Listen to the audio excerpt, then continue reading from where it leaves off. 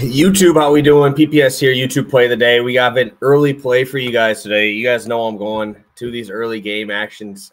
We got YouTube play of the day today, as well as pass the prop. So want to make sure I get a play out early because college basketball all day, man. All day. I'm excited.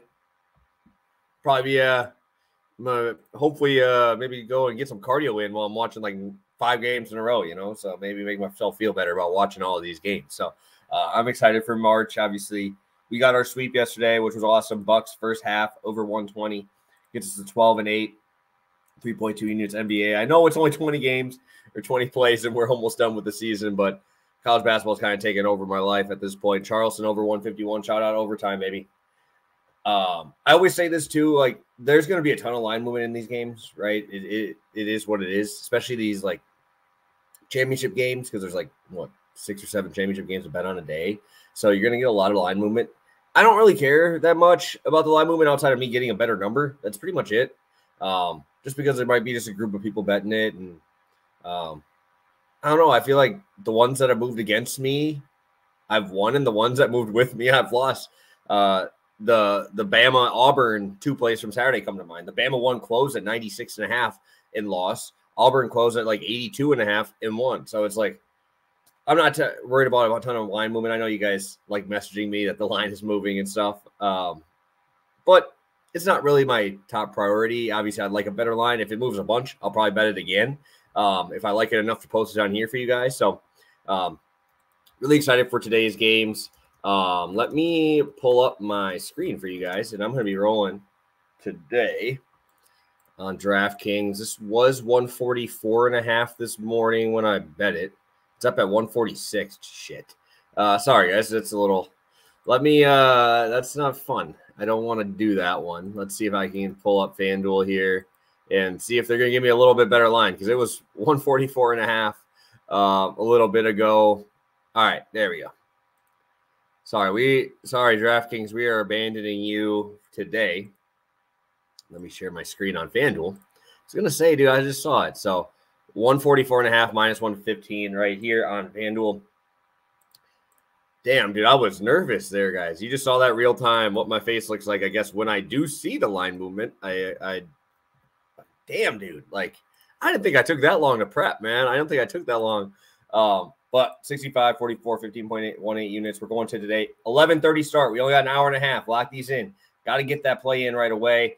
I'm going to be rolling with BYU game right here again. I really like this BYU team. I feel like I've made that pretty well known. UCF, great game yesterday. One thing I will say, how the hell did Oklahoma State get to 60 points? They went on a 10-minute drought, guys. They went on a 10-minute drought and didn't score a field goal for 10 minutes in that game. Still got to 60. So what I actually kind of want to talk about here is just the amount of fouls UCF has had lately. It's been pretty nuts. Like, we'll just go these last 3 or 4 games. I won't use Oklahoma State because they were just pulling up mid-range for some reason, like the whole game, and it was terrible. They played Iowa State at home, 23 fouls. TCU, at TCU, they lost 77-79. They ended up with 24 fouls. They had a 19-foul game in there, which is their low in their last 5. Against BYU, because BYU's got shooters, but they have size, man.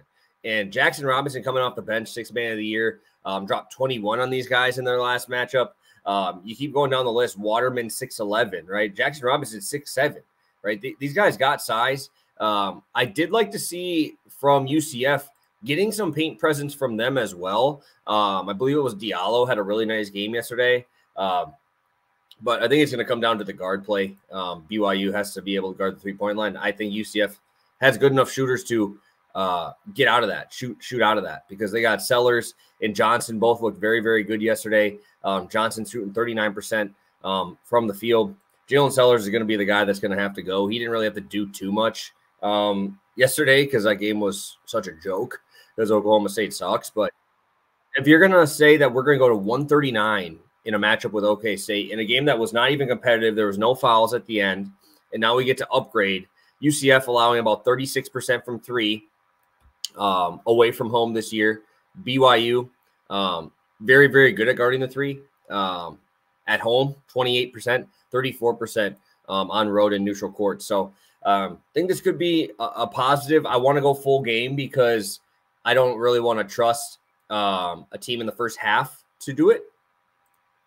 I also like to see that BYU is third in the country in second half scoring. So also, if it ain't looking good, say we only get 60 in the first half, hey, don't be sweating so far. Wait till the game's over, right? Because BYU has done this a lot of times for me where they just destroy people in the second half of games. They put up 53 points in their last game, second half, 45 over their last three. They're averaging 44. In this game, there was 94 points in the second half in their second matchup when they scored 170. So I just think 144 is too low.